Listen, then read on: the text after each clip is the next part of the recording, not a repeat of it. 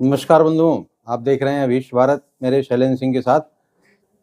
3 राज्यों में भयानक जीत के बाद भी बीजेपी मुख्यमंत्री का चेहरा निर्धारित नहीं कर पा रही है। अभी तक भारतीय जनता पार्टी की तरफ से कोई ऑब्जर्वर नियुक्त नहीं हो पाया है, लेकिन उथल-पुथल इतना चल रहा है, मीडिया से लेकर इलेक्ट्रॉनिक मीडिया, प्रिंट मीडिया भरा पड़ा हुआ है। मध्य प्रदेश में तो भयानक विजय होने के बाद वहां पे कोई संकट भी नहीं है, वहां पे कोई इस तरह का नेतृत्व नहीं है जो अपना क्लेम कर रहा हो कि मैं ही मुख्यमंत्री बनना चाहता हूं। या शिवराज सिंह चौहान, जिनको इतना लंबा अनुभव है, वो भी जीत के बाद बहुत शांति से अपनी बात रख रहे हैं कि भाई हमारा विजन मोदी जी को 29 कमल के हार पहनाना, मतलब 29 सीटें हैं लोकसभा की, उस पे विजयी बनाने का है। वो कह रहे हैं कि हम मुख्यमंत्री की रेस में हैं ही नहीं, मुझे जो दायित्व देगी भारतीय जनता पार्टी उसमें हम संतुष्ट हैं। इसी तरह रमन सिंह जो छत्तीसगढ़ के मुख्यमंत्री रहे हैं, उनका भी कोई ऐसा स्टेटमेंट नहीं आ रहा है, ना कोई ऐसा काम दिख रहा है जिसकी वजह से वो क्लेम कर रहे हो कि मुझे ही मुख्यमंत्री बनाया जाए। सबसे बड़ी समस्या इनके लिए राजस्थान को लेकर हो रही है, जहां पे एक रानी नहीं, रानी कहने में उन्हें शर्मिंदगी महसूस होती है, अपने को महारानी कहलवाती हैं अपने कार्यकर्ताओं से, अपने लोगों से। वो महारानी वसुंधरा राजे सिंधिया, जिनको 2 बार मतलब 10 साल तक मुख्यमंत्री रहने का अनुभव है, 2003 से 2008 तक और 2013 से 2018 तक 2 बार मुख्यमंत्री रह चुकी हैं। वो जैसे ही भारतीय जनता पार्टी का रिजल्ट आया, वैसे ही सारे विधायकों को उनके लोग फोन कर करके घर पे टी पार्टी के लिए, खाने के लिए आमंत्रित करने लगे, बुलाने लगे। क्योंकि पुरानी भाजपा की नेता हैं, तो इसलिए कोई मना भी नहीं करता है। ये संभावना भी व्यक्त की जा रही है वसुंधरा राजे को ही दोबारा बना दिया जाए मुख्यमंत्री। ये संभावना वो लोग व्यक्त कर रहे हैं जिनको मोदी की कार्य पद्धति के बारे में सही अध्ययन नहीं है। तो ये नियंत्रित एक अनुशासित पार्टी है। इस लाइन से जो भी हट के चलता है और अपना आधिपत्य समझता है कि मैं ही सब कुछ हूं, मेरे ही वजह से बीजेपी सरवाइव कर रही है, ये सोच निकालने की जो कला उस व्यक्ति में है, वो किसी में नहीं दिखती। और मोदी को जो नजदीक से एनालिसिस करते हैं, उनको पता है उस व्यक्ति का कार्य करने का अपना तरीका है। आज भारतीय जनता पार्टी पीएम मोदी के घर पे एक बैठक हुई, जिसमें अमित शाह, जेपी नड्डा जी, ये सब लोग बैठ के वहां पे कुछ स्ट्रेटजी बनाई गई होगी।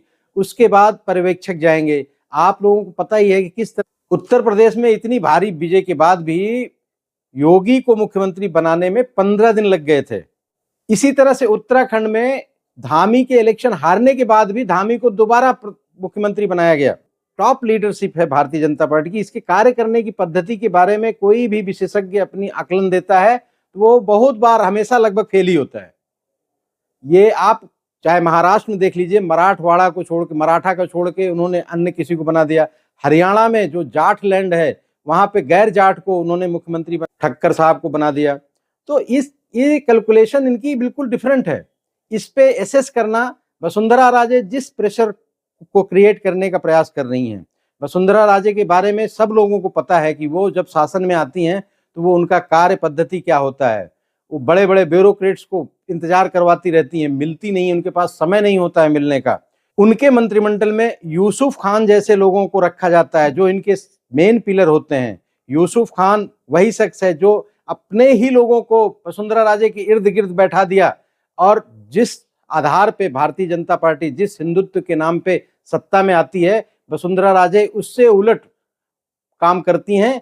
और उनको लगता है कि उनके नाम पे वो चूंकि महारानी है तो वो जितवाती हैं। आज भी वो दिमाग में इनके घुसा हुआ है कि मैं तो महारानी हूं।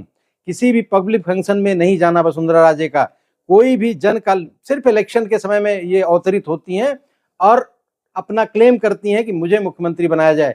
क्या जो टॉप लीडरशिप है भारतीय जनता पार्टी की, इनको पता नहीं चलता है इन सब विषयों के बारे में? और राजस्थान में जहां पे बहुत सारे काबिल नेता हैं, जहां पे बाबा बालकनाथ का नाम चल रहा है, बाबा बालकनाथ के पास कोई अनुभव नहीं है। 2016 में पहली बार सांसद बने और उनको विधानसभा लड़वाया गया।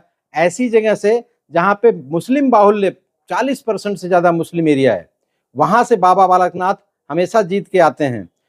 अनुभव भले नहीं है तो योगी जी के पास भी कोई ऐसा कोई प्रशासनिक अनुभव योगी जी के पास भी नहीं था। दूसरा नाम जो दिया कुमारी का चल रहा है, वो भी राजघराने से हैं, जयपुर राजघराने से। उनका कार्य पद्धति आप देखेंगे तो वो बिल्कुल जनता में घुल मिलकर काम करती हैं।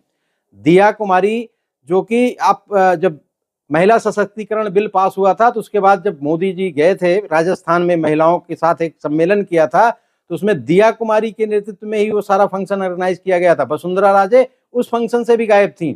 तो ये जो कार्य पद्धति वसुंधरा राजे का रहा है, उस हिसाब से कभी नहीं लगता कि जो टॉप लीडरशिप है भारतीय जनता पार्टी की, वो वसुंधरा राजे को फिर से सीएम बनाएगी।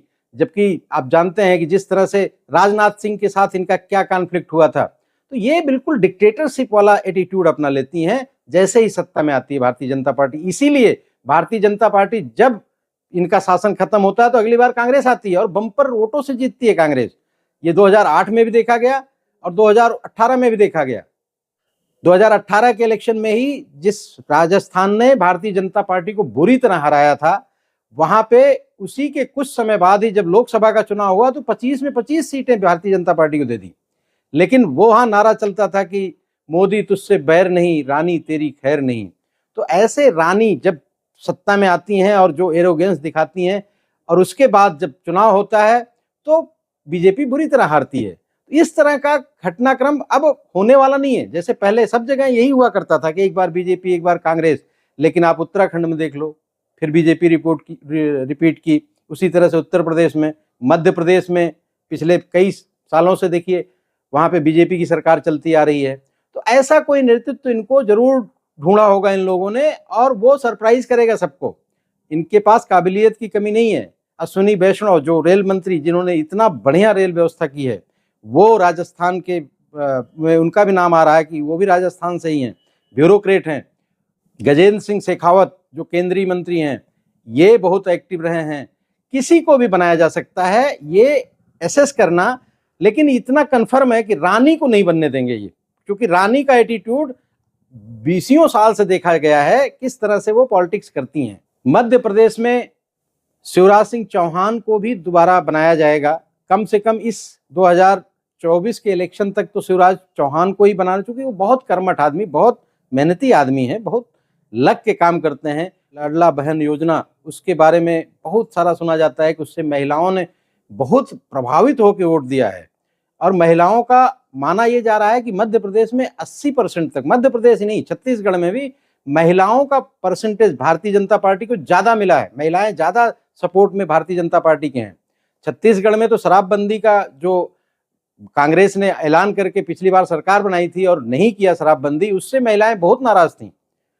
और वहां पे रमन सिंह पिछले 5 साल जब से कांग्रेस की सरकार आई बिल्कुल शांत हो गए। छत्तीसगढ़ में बताते हैं रेणुका सिंह ने बहुत काम किया आदिवासी महिलाओं में, आदिवासी हैं, रेणुका सिंह का नाम बहुत तेजी से आगे बढ़ रहा है और बहुत सारी संभावनाएं हैं कि रेणुका सिंह को बनाया जाए मुख्यमंत्री छत्तीसगढ़ का।